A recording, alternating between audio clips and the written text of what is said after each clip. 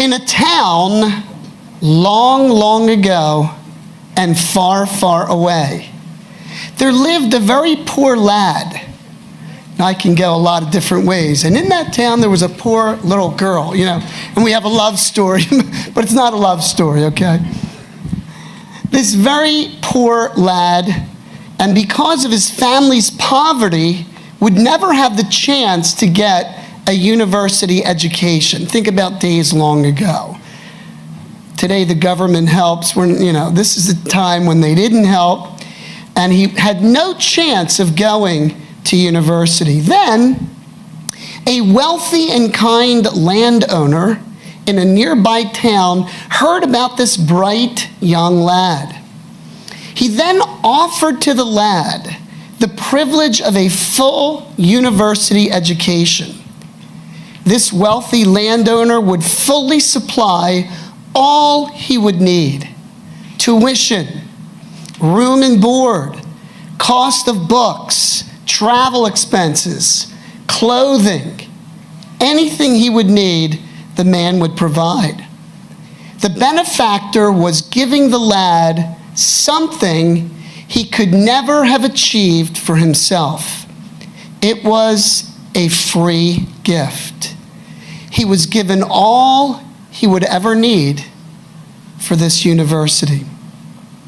The lad, however, cannot make use of that privilege unless he was prepared to dig in and to work, to study, to read, to write, to do the research, to do the work.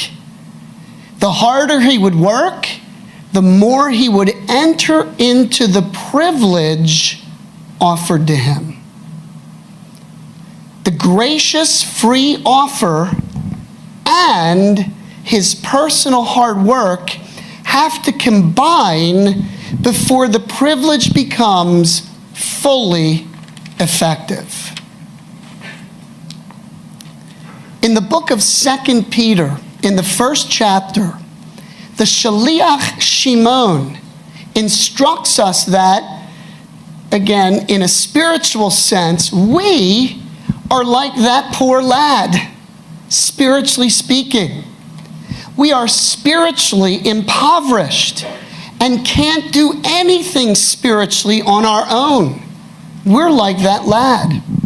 And that God is like that rich and kind landowner who, in Messiah, bestows on us all we would ever need for life and godliness. A magnificent inheritance in Messiah.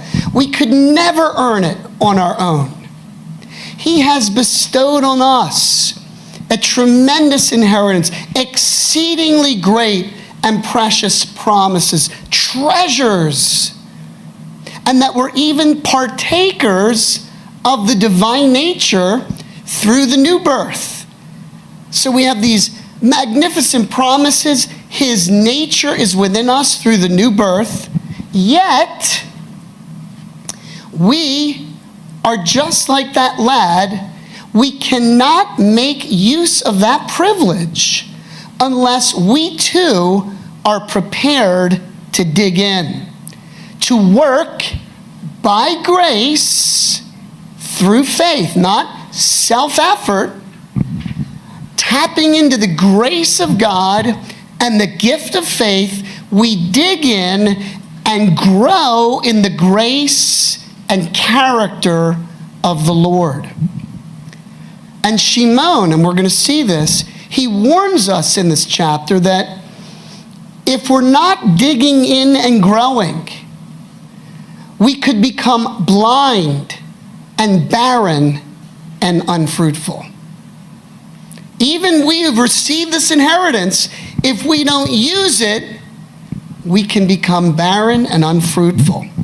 After all, if you think about this little story, what would the lad finally say to the landowner if, during his time at university, he proved to be lazy, slothful, and careless all those years?